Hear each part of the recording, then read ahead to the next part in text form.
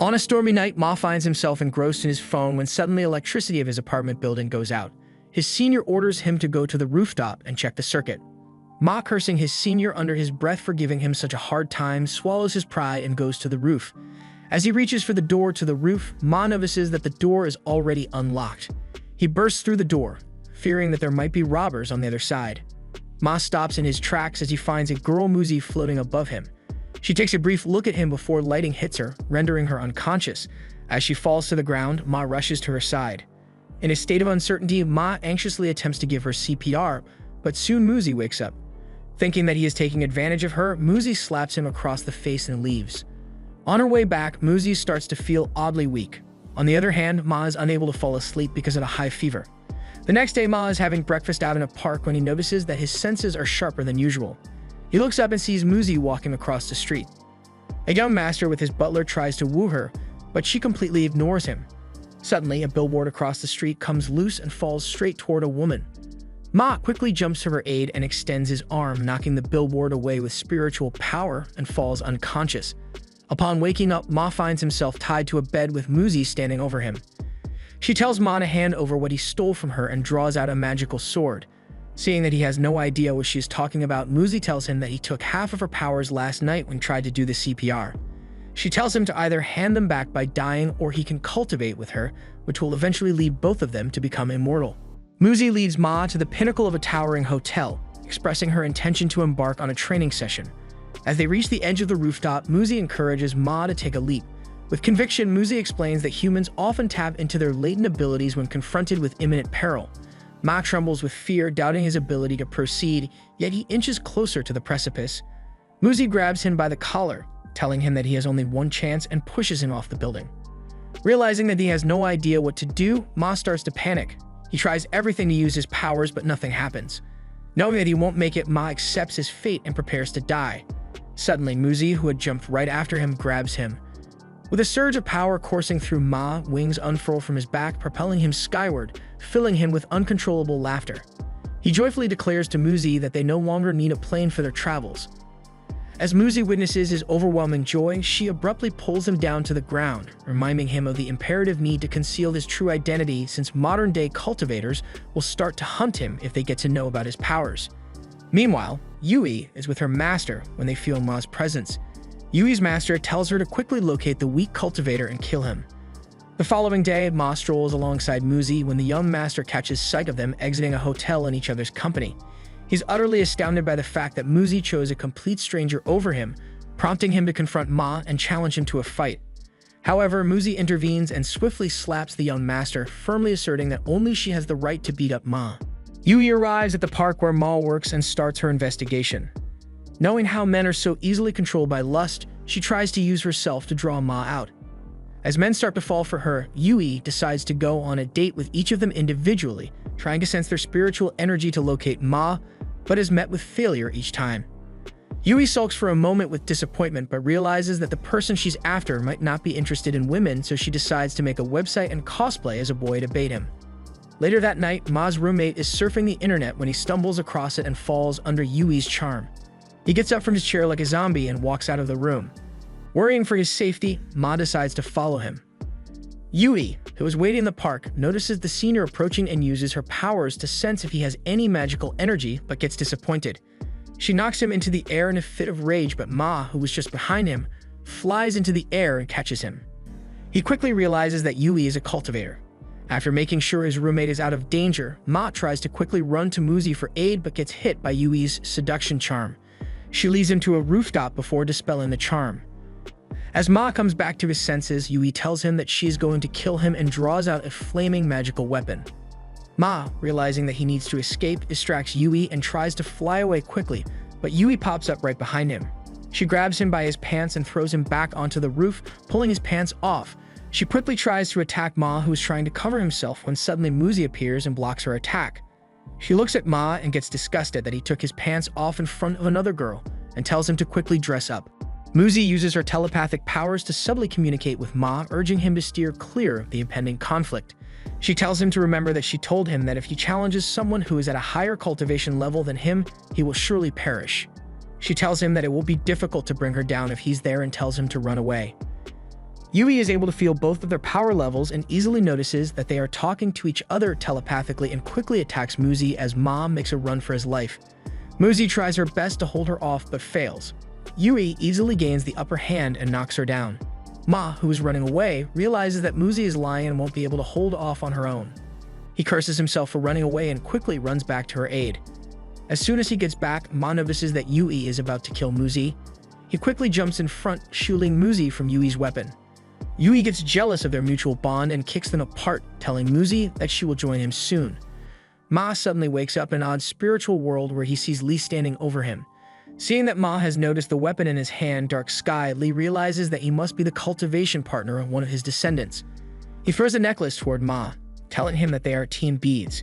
He then tells Ma that he will help him out in defeating Yui by taking over his body, but they will have only 1 minute to do it. A magical aura erupts around Ma in the outside world, knocking Yui back. Yui looks at Ma, completely shocked by how much he has changed and his spiritual power is skyrocketing. She realizes that she will die if she fights him and staggers because Ma somehow appears stronger than her master. She gathers up her courage and attacks Ma with a fire whip, but he blocks her attack with his fingertip and shatters it. Realizing that she cannot win, Yui accepts her fate and jumps off the building, but Ma catches her, telling her not to be a sore loser. He takes her back to the rooftop where she pushes him away and quickly leaves. As Yui leaves, Muzi takes Ma back to her room and asks about his sudden surge of power, but Ma has no idea how to explain it. Muzi puts it off, saying that it must be her family powers that gave him a boost and co-cultivates with him, to tell him about her past. Ma wakes up in a field and sees young Muzi clinging to him. A portal beneath them erupts, swallowing them both. When he makes it across to the other side, Ma notices that he is in a burning village and a man with red hair is slaughtering everyone. As they both return to the real world, Ma realizes that Muzi is actually out for revenge. He promises to himself that no matter what, he will protect her. In response, Muzi tells him that she is trying to get her hands on her ancestor's weapon, Dark Sky. Once she has it, she knows she will meet the man who killed her family and finally avenge them. Realizing that he still has to attend his night shift and patrol the park, Ma quickly runs back to his room where he is shocked to see Yui sitting on his bed. Ma asks Yui what she is doing here, to which she tells him that she has no other place to stay for the night. Ma thinks for a moment and agrees to let her stay for a while. The next day, a massive line of men wait outside the apartments, trying to ask Yui out on a date. Yui, who is annoyed by the fact that her charm spell is still in place, notices Muzi coming out of a building. Suddenly, a car drives up to them and the young master steps out, asking Muzi out on a date again, but she ignores him. Ma, who is going about his business, stops to greet them, but Yui quickly clings to him, making everyone, especially Muzi, jealous. While Yui and Muzi fight over Ma, the young master watches from a distance, swearing that he will have his revenge. For the rest of the day, both Muzi and Yui follow Ma around, trying to win him over, but Ma only wishes to somehow make it out of this situation alive. The next day, Ma buys an apology present for Muzi and takes it to her. On his way to meet up with her, he runs into the young master who had gathered a lot of local men, all of whom were angry at Ma for stealing their women. They all pounce on Ma, but Yui and Muzi, who were just having a walk, quickly jump to his aid and beat everyone up. As the young master hugs his butler and cries about his bad luck, Ma quickly rushes over to the present he had dropped in the heat of battle. He then gives the present to Muzi, which is just a pair of chicken dolls, but it makes her really happy. Seeing them both together, Yui thinks that it's best for her to leave. As Ma notices Yui walking away, he remembers how lonely he used to be just a few months back. He looks over at Muzi, who gives him her approval, and he quickly rushes over to Yui, telling her to stop. He tells her that they can still be friends and extends his hand out, but Yui slaps it away, telling him that she was going to kill him just 2 days ago and that she had her own selfish reasons for trying to get close to him. Realizing that she's after protection, Ma tells her that he is willing to protect her if she wants, just like he promised Muzi. Yui pulls away from Ma and runs away. Before he can chase her, Muzi stops him, telling him to leave her alone for now. Yui realizes that she has failed her mission and that Master will kill her, but still returns back to him and notices that he is carrying the bodies of 2 students.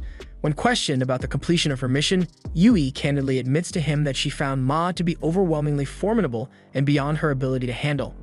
He tells her not to worry, as after eating these 2 students, he will break through again, and in 10 days he will be able to kill them both and absorb their blood to reach the late stage.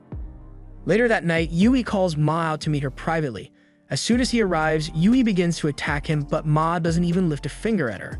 When she asks why he's not fighting back, Ma tells her that it's because she's her friend, making her cease her attacks. After things settle down, Muzi, who is watching from a corner, comes over to them. Yui musters up the courage to reveal the unsettling truth. With a determined voice, she discloses that her master's spirit has been unshackled and he is coming to kill them all. A long time ago, little Yui used to live in a small village in the countryside. Despite not having any human friends, her spirits remain high thanks to a unique friendship she shared with a snake girl dwelling in the nearby mountains. Even though the other kids bullied her for having a monster as a friend, she was more than capable of fighting back and protecting her friend's name. One day, an old man appeared in the market, telling everyone their fortunes. The man calls Yui over to read her fortune, but she ignores him and runs away. She didn't get far when the man tells her telepathically to be wary of the snake girl tonight. She quickly makes her way to her friend's cave where she notices that it is covered in blood. Fearing the worst, Yui runs back to the village only to find it completely destroyed and all people, including her parents, dead. She grabs a stick and heads back to the cave to kill her only friend. On her way there, she runs into an old man, a cultivator, who hands her a dagger to use instead as it will be more useful. Yui enters the cave and finds the snake girl already injured. She quickly gets up when she sees Yui approaching her, but Yui closes her tear-filled eyes and thrusts the dagger into her heart. The snake girl, however, wipes away her tears and gives her one last hug before dying. Having no one else to turn to, Yui returns to the old man and begs him to save the villagers, but the man refuses, saying that he cannot intervene in the judgment passed by the heavens. Seeing that Yui has no place left to go, he asks her if she wants to be his disciple. He will teach her how to cultivate and become an immortal. That way, her heart will not be in pain anymore. Yui had blindly followed her master since that day until she found out about his fiend art in which he ate other cultivators to increase his power. Yui tells them that it will be difficult to take on once he reaches his late core stage, therefore it is best if they attack him first. Ma asks if they can just run away, but Yui tells them that it's not possible as Master will be able to track them down eventually. When Muzi asks if they will be able to defeat him if they all work together, Yui tells her that there might be a chance since his fiend art has a fatal flaw. According to his research notes that she stole, he can be vulnerable while using it, so they can set up a trap for him. When they are finally alone in their hotel room, Muzi tells Ma that the last time they co-cultivated, she saw a ball of his spiritual energy. It resembled someone of her family's, but it was far more powerful. She explains to him that he can manifest this energy into a weapon if he draws out some blood. Muzi then slices Ma's palm and lightly touches it with her energy. Suddenly, a girl with green hair bursts forth, calling Ma her master. She tells him that she is her weapon, but he is far too weak right now to use her properly and can only manifest her for a minute before vanishing. The next day, the young master hires 2 cultivators to take out Ma and attack him instantly as soon as he steps out. Muzi and Yui extend their assistance, but they are taken aback as the cultivators swiftly ensnare them, leaving them trapped. Both cultivators pin Ma to the ground, telling him that his life will end here today. Suddenly, Ma's weapon manifests and knocks both of them, dispelling their spell that entraps Yui and Muzi. She then follows Ma's orders and instantly defeats the 2 cultivators.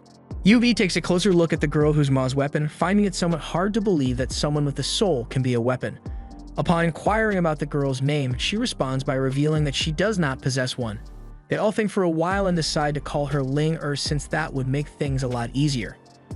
Both Yui and Muzi take their leave, telling Ma that they need to prepare for their fight against Master. After they leave, Ma thinks that they have no confidence in him and Ling agrees, telling him that he is far too weak as of now to help anyone. In response to his inquiry about accelerating his strength growth, Ling promptly opens a portal, transporting him to the enigmatic realm of the spirit world. She tells him that she can easily defeat Master, who is at the core formation level, but with Ma's current abilities, he will have to sacrifice her to gain enough power. When Ma disagrees to do something like that, Ling tells him the last option of simulating his chi, so that he can use his powers more freely, but it will be painful. She takes off his shirt and places her hands on his back, slowly guiding him on how to manage his chi. Ma is suddenly hit with massive electric shocks, but he grits his teeth and bears it all. Hours go by and Ling keeps injecting Ma with her spiritual energy. By the time she's done, Ma is completely exhausted. When Ling asks how he's feeling, Ma tries to use some of his spirit energy and realizes that it is far easier for him to use his powers now. A spirit tree, which had been lying dormant for a while, suddenly wakes up when it senses Ma's spiritual energy and attacks them without a warning. Fearing that the tree might kill him, Ma raises his hand slightly and shoots out a massive fireball that rips through the spirit tree, killing it instantly. Ling congratulates him, telling him that he can now fully use low-level arts and that they will be more effective since his level has been increased. Ma gets a message from Muzi telling him to quickly meet her as there is something she needs to get before they launch the attack. Upon finally meet up, Muzi takes Ma and Ling to an adult store, telling them that it is a covert cultivation shop. They enter the shop and Muzi gets instantly taken to see the boss because she needs to purchase a necklace from him. Muzi hands Ma some crystals so he can buy something for himself while he waits. The hostess, seeing that Ma is a newbie, tries to bait him and Ling to spend their money on useless items. She takes them both to a back room that is filled with boxes and tells them that they each have a weapon in it, and that each box is 50 crystals. He can buy as many boxes as he likes, but it's up to his luck to pull a good weapon. While Ma goes around trying to find a box, Ling points to a dusty box, telling the hostess that they will purchase this one. Inside is nothing but a rusty dagger called Dragon Blood. The hostess, thinking she just made a profit, quickly sells the item to them. Once they depart, the hostess joyfully informs her boss about the successful sale of a worn-out dagger, only to witness his sudden collapse in agony upon realizing the priceless value of the very dagger. Yuvi returns to her master, who is almost done devouring his prey. He inquires about her mission's success, but she disappointingly admits her failure. In a fit of anger, her master accuses her of colluding with Ma and Muzi, plotting his demise. He claims to have disguised himself as a park janitor, overhearing their plans. In an aggressive move, he lunges at Yui, but she skillfully evades his attacks and successfully escapes. Meanwhile, Ma is busy examining his amazing dagger that causes blood corrosion when Ling tells him that the weapon has a sealed spirit that Li had entrapped within it. Ma might not be able to fully utilize its power, but it's still good.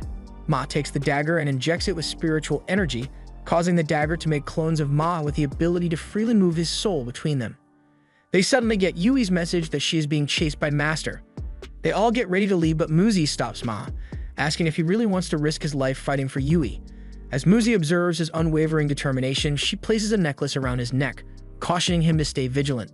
While heading towards Yui, a sense of unease washes over Ma. Meanwhile, Master finally catches up to Yui and goes straight for a killing blow, but suddenly he gets attacked by Muzi, Ling and many clones of Ma. They don't give Master any time to react and attack him straight away, but he quickly forms a shield around himself, blocking all their spiritual attacks. Seeing that spiritual attacks have no use on him, Ma decides to use a physical one. He leaps at Master, disguising his dagger in spiritual energy, and successfully lands a hit, surprising Master. Master gets annoyed that a weakling like Ma was able to land a hit on him. He quickly grabs Ma by the neck and snaps it in half, but Ma quickly transfers his soul to another clone. Seeing that he is able to move around quickly, Master activates his Fiend Blood Art, making a massive black hole. Everyone starts to get pulled into it, their spiritual energy and blood slowly draining. Ma quickly summons Ling who is able to shield them from Master's attack.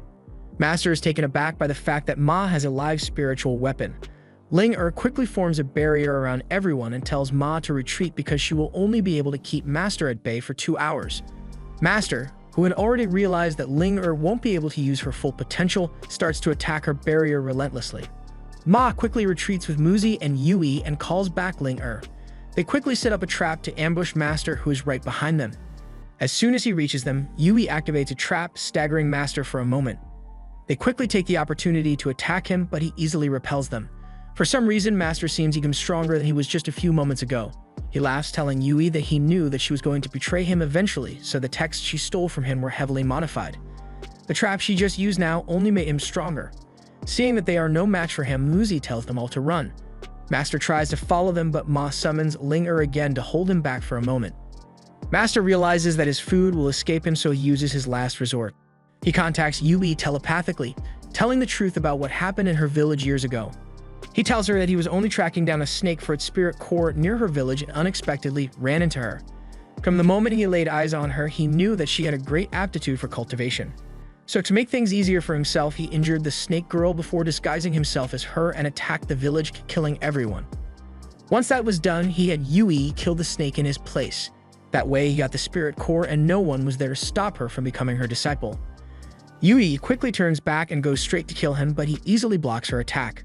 Ma, who had seen Yui going back, had thrown his dagger to follow Yui, which manages to hit Master right in the chest, making him mad that Ma was able to fool him with such a weak art.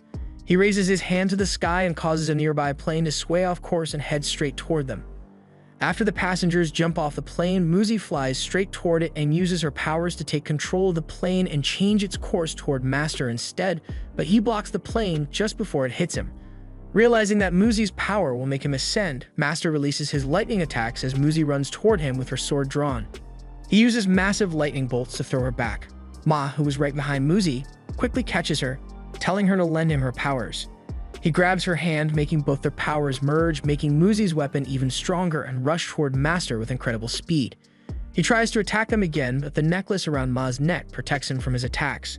They both swing the sword together, slicing Master's arm clean off.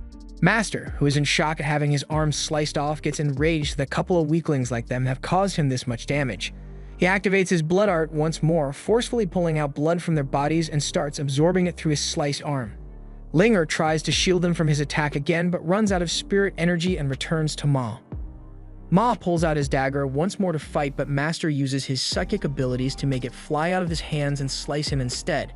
He looks at Muzi, telling her that he'll end her life first, and uses his powers to pull her toward himself. He then grabs her by the neck and snaps it in half. Ma completely loses it and tries to attack Master, but he easily knocks him back. Ma starts to feel a burning sensation from where the dagger just cut him. Realizing that the dagger causes blood to corrode, he calls forth Li's power and uses the dagger to draw out his blood, corroding it just before Master absorbs it. Master's entire body quickly starts to rot. He looks up and sees Ma shooting straight toward him and tries to defend himself, but Ma pushes the dagger through his body with lightning-fast speed, engulfing him in flames. Before he draws his last breath, Master curses Ma for all of eternity.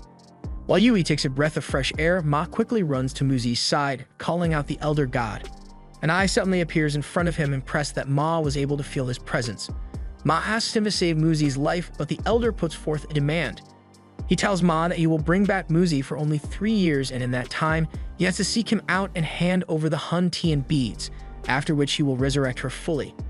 He also warns Ma that if he fails to do it, he'll take away Muzi's life. Not wanting to lose even a single moment with her, Ma agrees to do as he says.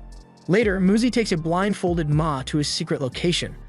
Upon taking off the blindfold, Ma witnesses a beautiful vast green field of flowers with Muzi standing over next to him. Subsequently, she discloses her nostalgic connection to this place, reminiscing about her visits alongside her departed mother. After a short heartfelt moment, Muzi kisses Ma. The end. Check also our other videos. Thanks for watching.